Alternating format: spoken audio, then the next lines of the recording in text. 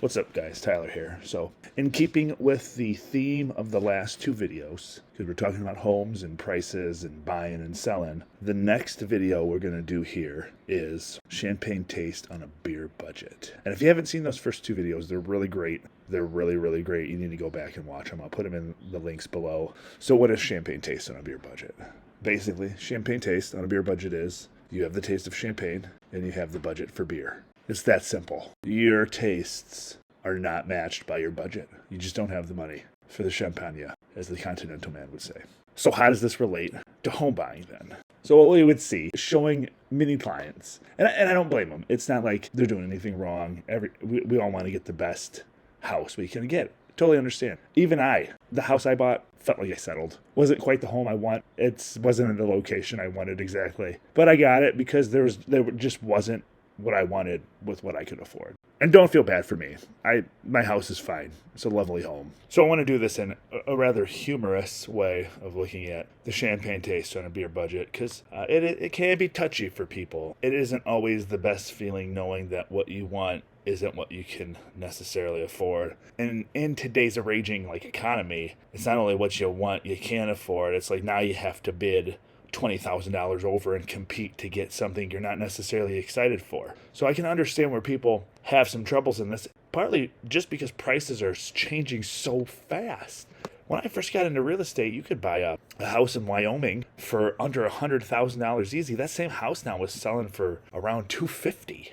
And even so, you probably could have bought the thing for $70,000 when I first got in. I mean, we're talking about 10 years ago now. So that is giving people a hard time in understanding, prices are moving quickly. Waiting for the dip isn't necessarily a good idea. I don't know if there's going to be a dip. I think we'll have a leveling off, but that is going to be coupled with interest rates going up. So it's not going to be something where we're going to ever see, at least anytime soon, a giant crash like 2006 through 2008. And if we do see a giant crash, watch out, because everything is going to be imploding at that point. So I want to address this topic with humor, because humor makes the poison go down a little more easily, if you will.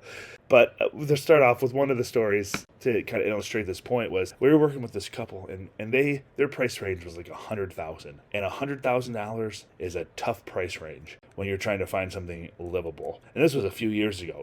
Today it's even harder unless you're getting really rural. So we're looking at homes, and they basically tell me through conversation that they're wanting a miracle. And what they're essentially saying to me is, we want the seller to get screwed. And that becomes the premise of sometimes people's beliefs in buying a home, is that they're thinking the seller's going to somehow get screwed out of a deal and be happy they left a bunch of money on the table. But we know market prices are correlated to supply and demand. So unless you're meeting a really benevolent seller, I don't think you're going to be getting a miracle per se, because that would mean that someone at the other end is going to be getting the short end of the stick. So how we address this is, when we're working with people, what we'll do is, sometimes you almost have to show and tell. You let the market feedback to what prices are, to what things are going for. We try to really take this in a gentle manner, because this is a tough conversation for people. Hey, we're not finding what you want at this price range. We might need to adjust our expectations. So over time, what you see is the expectations and reality start to become in sync. So what does that mean? Expectations. I'm going to get a 4-bedroom home, brand new kitchen, finished basement, 3 bathrooms, all updated. I'm going to get that for $210,000. Well, what that $210,000 really gets you is 3 bedrooms, 1 bathroom, outdated, and needs some work. If you want to get that 4-bedroom, 3-bath, totally updated, you're paying $310,000 for it in that neighborhood. If you want all the bells and whistles, you think of the 4 factors. I want the biggest yard, I want the biggest house, the most updates, and I want it to be on a cul-de-sac, you're paying the top value for that home in that particular neighborhood. So that's where the education piece of real estate starts to come in. We want to take the time with our buyers to help them understand, while you might not be getting your expectations, we're still going to get you a good deal. And particularly if you're renting, getting out of a rental situation is probably going to be a great deal for you, so you can start building equity and start taking advantage of the market increase and appreciation. Now, we would have another conversation with you if you came to us and said, we're thinking of selling and we want to buy. We want to make sure the expectations are right there too. You don't necessarily want to be trading like for like if there's not a very compelling reason on why you're moving out of your home. Last point on having the beer